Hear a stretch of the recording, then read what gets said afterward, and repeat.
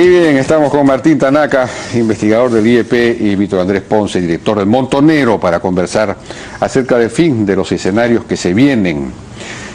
Buenas noches, ¿cómo están? ¿Cómo les va? ¿Qué tal? Buenas noches, gracias. Bueno, el tema es exactamente el mismo. Si gana, como ya parece ser casi una verdad, presidente va a ser Pedro Pablo Kuczynski. Bueno, todavía falta procesar algunos votos. ¿Cómo va a gobernar? Es decir, va a ser un gobierno muy débil. ¿Qué podría hacer para, digamos, asegurar un mínimo de gobernabilidad? Martín.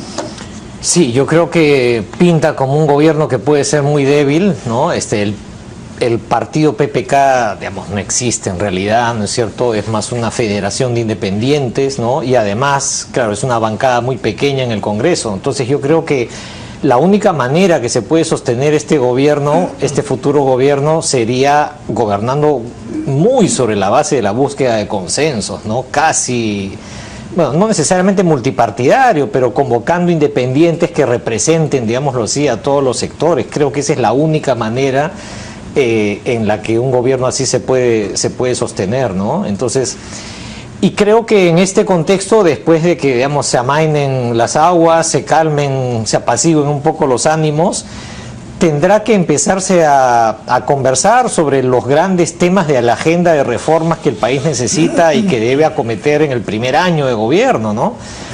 Y yo creo que, puestos a pensar ya en políticas específicas, no es inconcebible que se pongan de acuerdo, digamos, que Alfredo Torne y Elmer Cúa se sienten a conversar. Creo que es algo perfectamente imaginable. Creo que Gino Costa y Marco Miyashiro lleguen a concertar una agenda mínima de temas. Creo que también es posible, y así tema por tema yo creo que es posible, porque en realidad, en términos de las propuestas de política pública, entre los dos no hay diferencias mayúsculas, ¿no?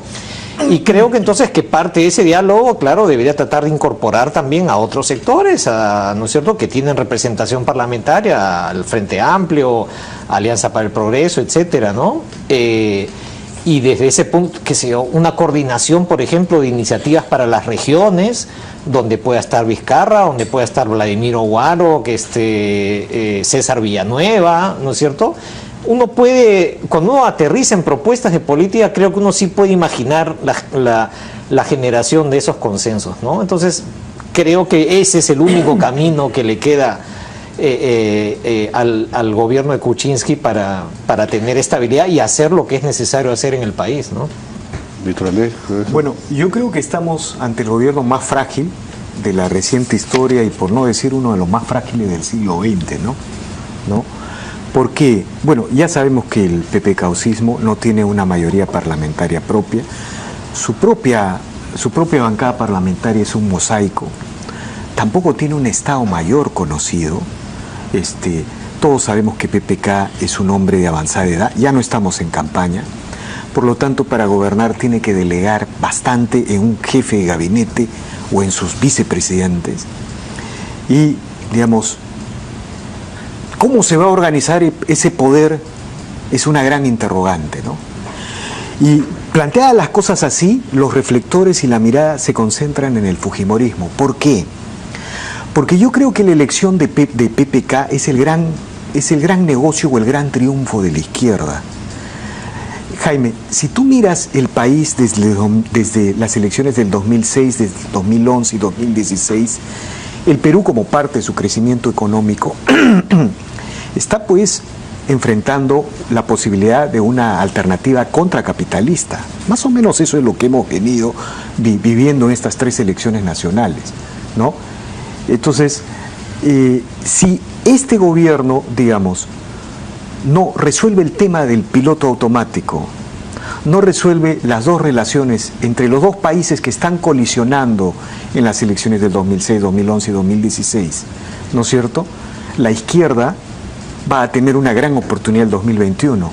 Y ya tú has leído el artículo de Nelson Manrique. La izquierda apoyó a PPK para facilitar su camino al 2021 y lo ha logrado. Digamos, en ese sentido, la izquierda es una de las grandes ganadoras de esta elección. Ahora, el fujimorismo está en una situación paradojal, Porque por un lado, digamos, en términos programáticos, en términos de idea general, tiene que, digamos, tiene que darle gobernabilidad al pepecaucismo, porque si no le otorga gobernabilidad, ¿no es cierto?, el camino hacia el 2021 incluso también es una gran interrogante para ellos. Pero la paradoja es que el fujimorismo tiene que liderar la oposición política y social. ¿Qué quiero decir? No solamente tiene que liderar la oposición en el Congreso, sino la oposición en Conga y Tía María. Por lo tanto... ¿Contra Conga? No, en Conga le tiene que disputar a la izquierda. Jaime, el fujimorismo le va a disputar a la izquierda todos los sectores sociales. El fujimorismo es la némesis de la izquierda, de la contrarrevolución capitalista. Mira, cuando el fujimorismo, Jaime, por ejemplo, se propuso captar a los mineros informales, era por una razón. Los mineros informales son los que han financiado el nacionalismo del 2006 y 2011. ¿No? Es posible que parte importante del antifujimorismo de izquierda, digamos, porque hay varios antifujimorismos, tenga que ver con la experiencia que tuvo la izquierda en los 90, en la pero que fue barrida, desplazada, barrida, comenzando por el SUTEP, que prácticamente desapareció luego de la famosa huelga esta del año 91, y en general, digamos, los sectores populares fueron conquistados por el sistema neoclientelista de Fujimori. Bueno, ¿no? sí, pues, pero ahí está el problema, claro, digamos... El problema de la gobernabilidad y del país es esa situación paradojal, ¿no?, del fujimorismo. Tiene que darle gobernabilidad al pepecaucismo, porque si no, el pepecaucismo se derrumba, porque claro, el Frente Amplio va a intentar liderar una oposición en el Congreso y en la calle, ¿no es cierto? Y por otro lado tiene que liderar la oposición. Lo que veo... Pero si tú dices que tiene que disputarle a la izquierda, por ejemplo, lo de Conga, entonces ahí se convierte en un aliado del gobierno, porque imagino que al gobierno le interesaría que Conga salga adelante. Pero no, lo que yo creo es que hemos entrado al reino... Podría utilizar el gobierno al fujimorismo para... A lo que podemos aspirar con el pepecaucismo es a un gobierno mediano. Esa es la gran o sea, así está esa es la organización del sistema. Es bien complicado, ¿ya? Pero podría ser un gobierno... Por ejemplo, creo que una reforma laboral, las reformas estructurales que el Perú necesita, el relanzamiento de los proyectos mineros son grandes interrogantes, ¿no?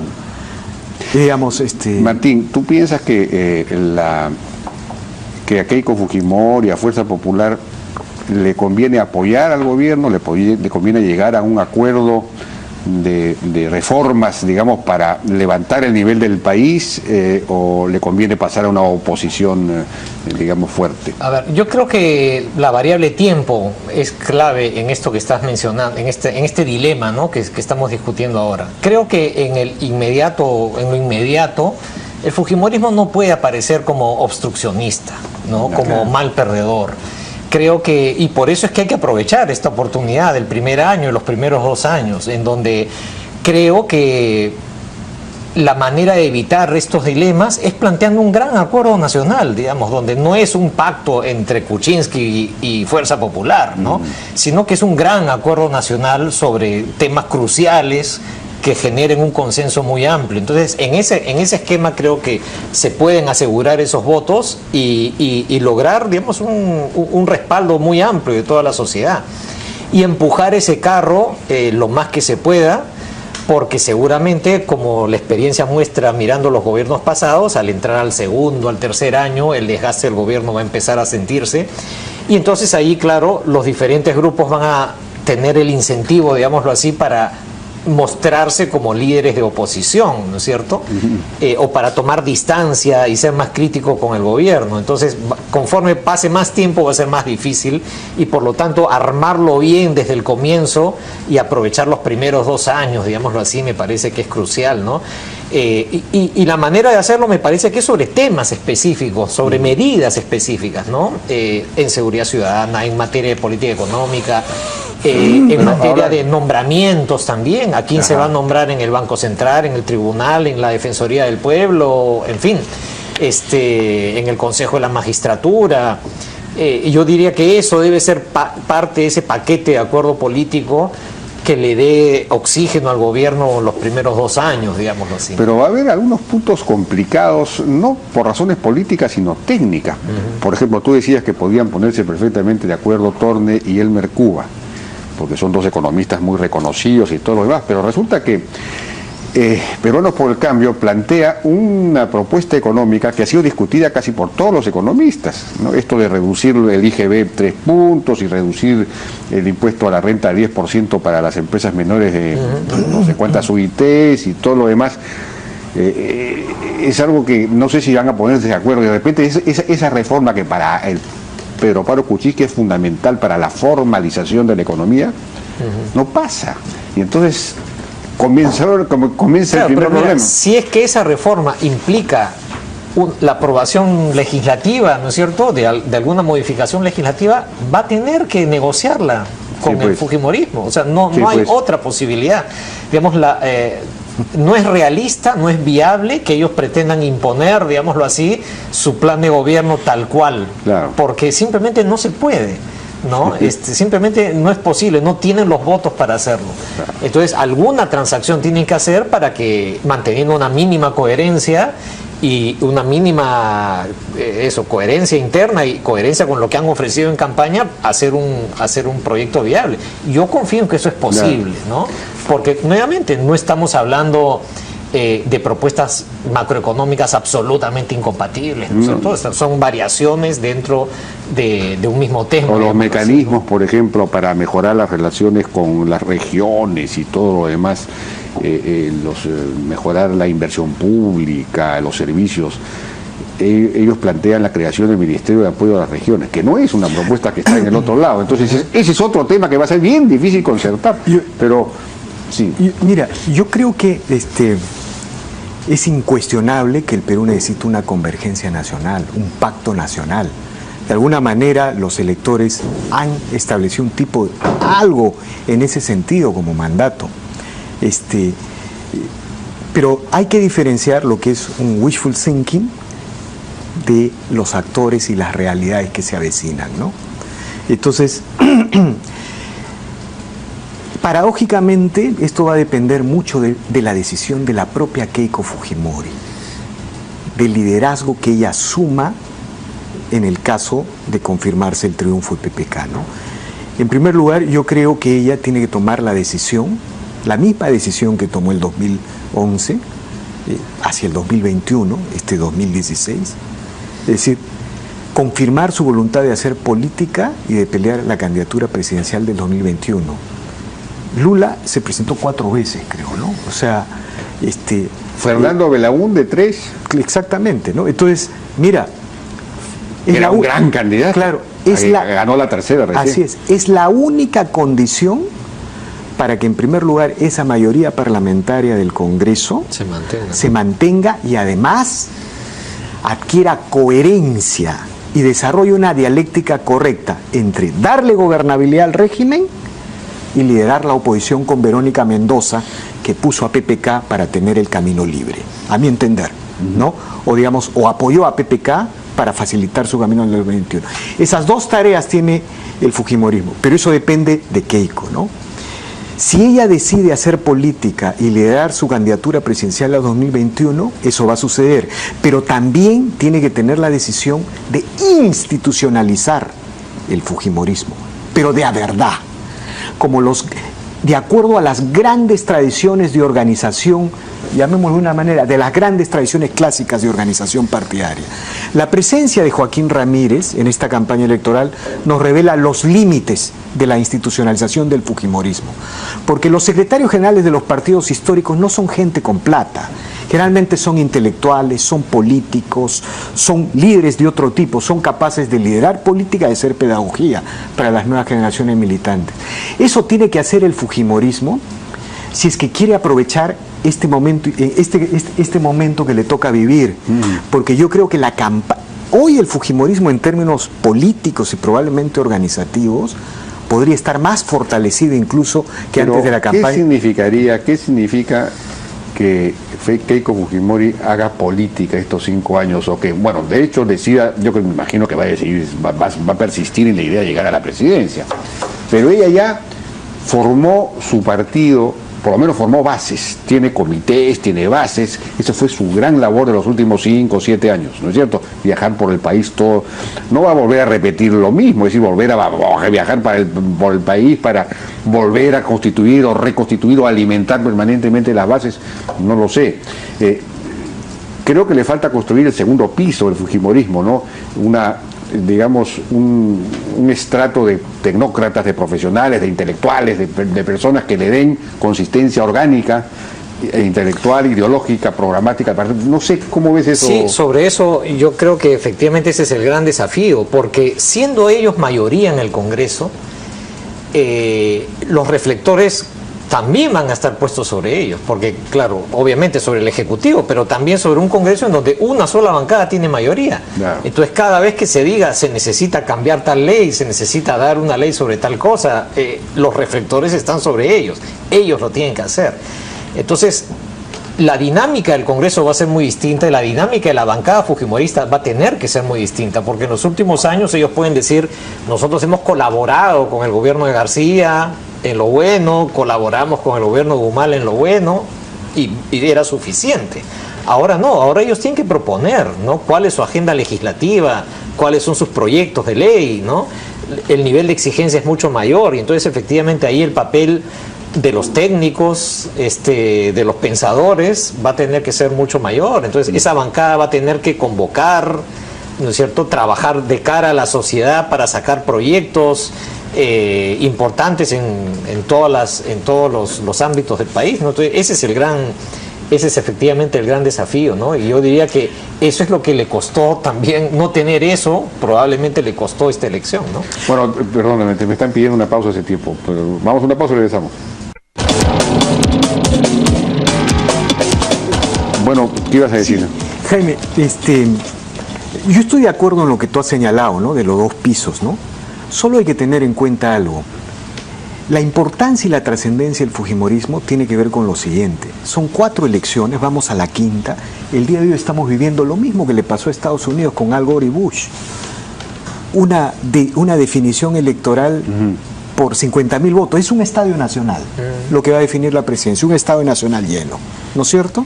¿No? Y acá, ojalá... Con el Perú ganando. Claro, con el Perú ganando. O perdiendo. No, el Perú, mira, hacer una 4ª elección y ponernos en camino al 5º, de todas maneras el Perú se está convirtiendo en una república, ¿no es cierto? Pero, digamos, aunque parezca mentira, aunque los amigos de izquierda y los sociólogos no fujimoristas no lo quieran reconocer, el fujimorismo es el principal protagonista de esta república. Es impresionante, es una paradoja. Su identidad nació asociada al autoritarismo, pero pasa el tiempo y se está asociando a esta... Es la primera república, creo yo. El otro día debatí con Nelson Manrique y le pregunté, profesor, ¿cuál es la primera república real del Perú? Es esta, ¿no es cierto? Entonces, digamos, y por otro lado el fujimorismo es el segundo gran partido popular. Porque si tú miras al otro lado no hay nada. El primer partido popular, el Partido Popular del siglo XX fue el APRA. El del siglo XXI podría ser el Fujimorismo. Ahí está el reto de Keiko. A lo mejor Keiko no llega al poder, pero es capaz de construir una arquitectura social y política que nos haga recordar los grandes liderazgos de la política en el Perú, ¿no? Y políticamente, más allá de lo que me señalaba Martín, la capacidad, tiene que construir su capacidad de liderar la agenda congresal, formulando propuestas, buenas propuestas legislativas, reformas y todo lo demás. En el territorio, ¿cuál debería ser la acción política del fujimorismo estos 5 años? ¿Tú decías disputarle a la izquierda los espacios? No, es que... ¿Los espacios conflictivos? Es que inevitable... Eso es interesante, pero... Jaime, mira, cuando ella lidera el movimiento de mineros informales, le arrebata al nacionalismo la conducción de eso. Históricamente Humala, en el 2008, y también el 2011, aunque menos el 2000, fue financiado por este sector económico, ¿no? Entonces, la gran, digamos, en Conga y Tía María es una gran interrogante, ¿no? ¿No es cierto? Nosotros necesitamos relanzar las grandes inversiones en recursos naturales para volver a crecer, para seguir haciendo las cosas que hacemos. esa es la gran interrogante del Fujimorismo. Pero ella, pues en esta campaña ha dicho prácticamente Conga, ni tía María van, y esto no le ha servido de nada, porque en Cocachacra, me dicen, en las zonas de Tía María ha ganado PPK por 70-30 o algo así. Es decir, ella se ha ido muy a la izquierda, y para conquistar a la izquierda, pero la izquierda no ha votado por ella, ¿no? Bueno, en el Perú se ganan las campañas por la izquierda y siempre se gobiernan por la derecha, ¿no? Es la lógica. No, Hasta pero PPK no ha ganado, no ha ganado. Hubo un momento en que los dos disputaban quién era más de izquierda. Mira la interesante propuesta de PPK sobre la CTS, se la guardó, se la archivó, se avergonzó. Mito, además, ¿no? De que el presidente del Perú tendría que ser alguien, pues, de origen muy andino, ¿no? Tenemos no solamente un blanco, sino gringo. Ha sido elegido presidente con esposa que ha ganado en el Perú profundo. Que ha ganado en el Perú profundo. El gringo de los Andes. No, eso significa que el Perú es muy... Pero lo que estamos conversando, digamos, fuera del ámbito parlamentario, creo que sí es muy interesante, ¿no? Porque efectivamente Peruanos por el Cambio no tiene, es una cabeza, digamos, sin cuerpo, sin pies, sin piernas, ¿no? Y esos pies y esas piernas están del lado del Frente Amplio y del Fujimorismo, ¿no? Entonces ahí va a ser bien interesante, ¿no? Porque, claro, si es que se tacha al gobierno de Kuczynski como un gobierno proempresarial, ¿no es cierto? Y si el Fujimorismo se le ve apoyando a ese tipo de iniciativas, la izquierda va a tener un terreno favorable como el único de oposición neto, ¿no? Pero al mismo tiempo el Fujimorismo puede aprovechar su mayoría parlamentaria para presentarse como una alternativa viable, popular de gobierno a través de iniciativas concretas, ¿no? Que es lo que, digamos, también le falta a la izquierda, porque la izquierda puede tener un espíritu contestatario fuerte, pero le falta ganar credibilidad como alternativa de gobierno, ¿no? Y probablemente por eso es que Verónica Mendoza no entró a la segunda vuelta frente a Kuczynski, ¿no es cierto? En la segunda vuelta que fue muy disputada. Entonces, allí, digamos, la izquierda en el Frente Amplio tiene que ganar credibilidad como alternativa de gobierno, porque, digamos, las bases sociales en cierta medida las puede tener. Y al Fujimorismo lo que tiene que construir más bien es también credibilidad como alternativa de gobierno y sin perder esa base popular que ha logrado tener en esta elección, ¿no? O sea, va a ser complicado para todos, ¿no? Hace un rato decía, hay un riesgo en los próximos años, que es la disgregación total, y ese riesgo es real, digamos, que Peruanos por el Cambio se disgregue, que el Fujimorismo se disgregue, que el Frente Amplio se disgregue y lleguemos en un escenario de gran fragmentación al 2021. El Perú se está disgregando en los últimos 10 años, ¿no? Políticamente, administrativamente. Entonces, hay que regresar al tema de las reformas, ¿no? Se necesita pactos para las reformas. Pactos para las reformas tienen que hacerse ahora o nunca, porque ya esto no da para más tampoco. No, ya es bien difícil que haya una cuarta oportunidad para la economía de mercado, la democracia, si es que no se resuelve esta situación de dos países, ¿no? Eso. Bueno, ya nos ha ganado el tiempo. Yo les agradezco muchísimo, ha sido una conversación muy interesante. Ojalá pues que los dirigentes de Peruanos por el Cambio y Fuerza Popular y los demás partidos la hayan escuchado, porque creo me parece que han salido varias ideas que pueden de alguna manera inspirar las tareas futuras. Muchas gracias. Concebible que se pongan de acuerdo, digamos que Alfredo Torne y Elmer Cúa se sienten a conversar, creo que es algo perfectamente imaginable, creo que Gino Costa y Marco Miyashiro lleguen a concertar una agenda mínima de temas, creo que también es posible, y así tema por tema yo creo que es posible porque en realidad en términos de las propuestas de política pública entre los dos no hay diferencias mayúsculas, ¿no? Y creo que entonces que parte de ese diálogo, claro, debería tratar de incorporar también a otros sectores, ¿no es cierto?, que tienen representación parlamentaria, al Frente Amplio, Alianza para el Progreso, etcétera, ¿no? Y desde ese punto, que sea una coordinación, por ejemplo, de iniciativas para las regiones, donde pueda estar Vizcarra, donde pueda estar Vladimir Oguaro, que César Villanueva, ¿no es cierto? Uno puede, cuando uno aterriza en propuestas de política, creo que uno sí puede imaginar la generación de esos consensos, ¿no? Entonces, creo que ese es el único camino que le queda al gobierno de Kuczynski para tener estabilidad y hacer lo que es necesario hacer en el país, ¿no? Víctor Andrés. Bueno, yo creo que estamos ante el gobierno más frágil de la reciente historia y por no decir uno de los más frágiles del siglo XX, ¿no? Porque, bueno, ya sabemos que el PPK-usismo no tiene una mayoría parlamentaria propia, su propia bancada parlamentaria es un mosaico, tampoco tiene un Estado Mayor conocido, todos sabemos que PPK es un hombre de avanzada edad, ya no estamos en campaña, por lo tanto para gobernar tiene que delegar bastante en un jefe de gabinete. Y bien, estamos con Martín Tanaka, investigador del IEP, y Víctor Andrés Ponce, director del Montonero, para conversar acerca del fin de los escenarios que se vienen. Buenas noches, ¿cómo están? ¿Cómo les va? ¿Qué tal? Buenas noches, gracias.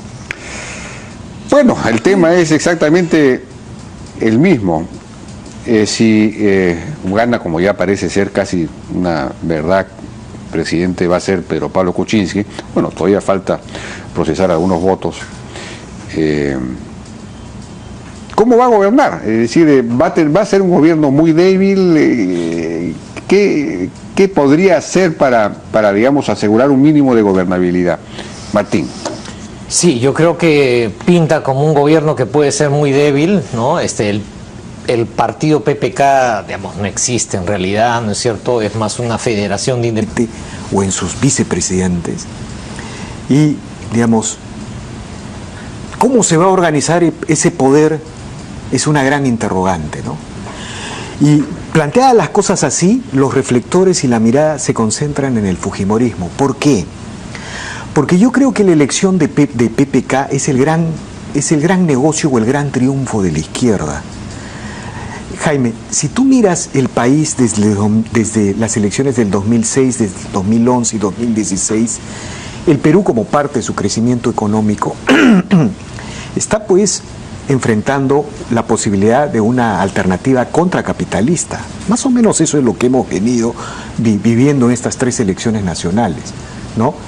Entonces, si este gobierno, digamos, no pendientes, ¿no? Y además, claro, es una bancada muy pequeña en el Congreso. Entonces yo creo que la única manera que se puede sostener este gobierno, este futuro gobierno, sería gobernando muy sobre la base de la búsqueda de consensos, ¿no? Casi, bueno, no necesariamente multipartidario, pero convocando independientes que representen, digámoslo así, a todos los sectores. Creo que esa es la única manera en la que un gobierno así se puede sostener, ¿no? Entonces, y creo que en este contexto, después de que, digamos, se amainen las aguas, se calmen, se apaciguen un poco los ánimos, tendrá que empezarse a conversar sobre los grandes temas de la agenda de reformas que el país necesita y que debe acometer en el primer año de gobierno, ¿no?